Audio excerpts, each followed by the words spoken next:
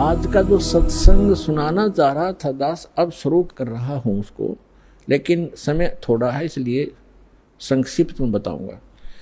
अब दो प्रकार से मानव शरीर प्राप्त होता है, और दूसरा ये था कि सत्संग केवल परमात्मा ही आकर बताते हैं, यथार्थ ज्ञान स्वयं भगवान बताते हैं।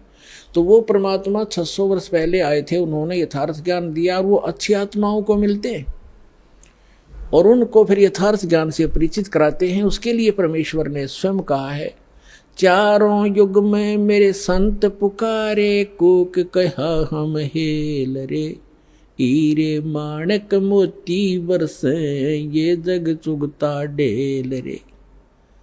चारों युग में मेरे संतों ने आवाज लगा लगा कर, हेला देकर, आवाज ऊंचे स्वर में गूंज गूंज कर बोला है। और हमने भी चारों युग में मेरे संत पुकारे, मेरे संत जो मुझसे परिचित हुए, और कूक कहा हम हेल रे, हमने सब जगह आवाज लगा लगा कर ढोल के डंके पर कहा कि तुम साधना गलत कर रहे हो, तुम अपने ग्रंथों से परिचित नहीं हो बच्चों, हम जो ज्ञान दे रहे हैं ये मोक्षदायक है, तुम्हारा पाप नाश करेगा, तुम्हें सुख देगा। तो जो यथार्थ भक्ति मार्ग रूपी हीरे मोती लाल वो तुमने स्वीकार नहीं किए, और आन उपासना शास्त्र विधि त्याग कर मनमानी पूजा करके वो कंकर पत्थर इकट्ठे कर लिए जो जिनकी कोई कीमत आगे नहीं मिलनी आपको। तो यहां बताते हैं, चारों युग में संत पुकारे, कूक कहा हम हेल रे।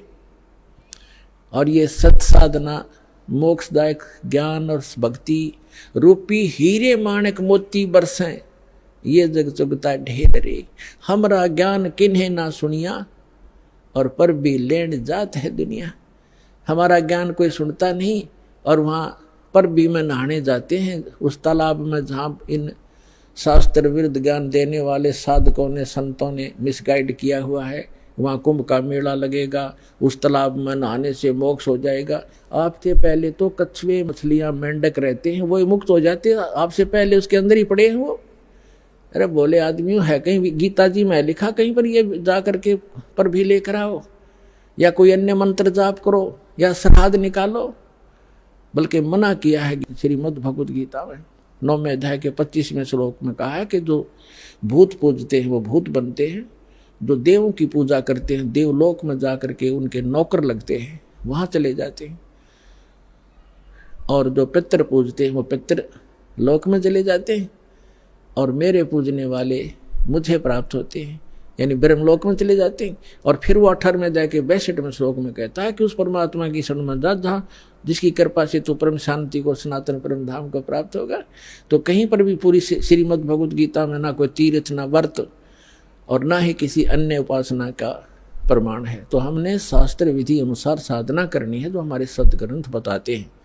सदग्रंथों में आपको पहले भी बता दिया कि जो वेद हैं, चारों वेद, ये गॉड गिवन है, लेकिन 5वां वेद गुप्त था, इसने छुपा दिया। उसमें कंप्लीट कोर्स था, पूरा मोक्ष मार्ग था, पूरा ज्ञान था, वो नहीं रखा। तो परमात्मा स्वयं आकर वो ज्ञान देते हैं। उस ज्ञान के अंदर ये पूरा कोर्स है मोक्ष प्राप्ति का, यहाँ के सुख प्राप्ति का, आपके संस्कार में, प्रारब्ध में, आपकी किस्मत में लिखे हुए पाप को टालने का, ये साधन वालक ने वर्णित किया है।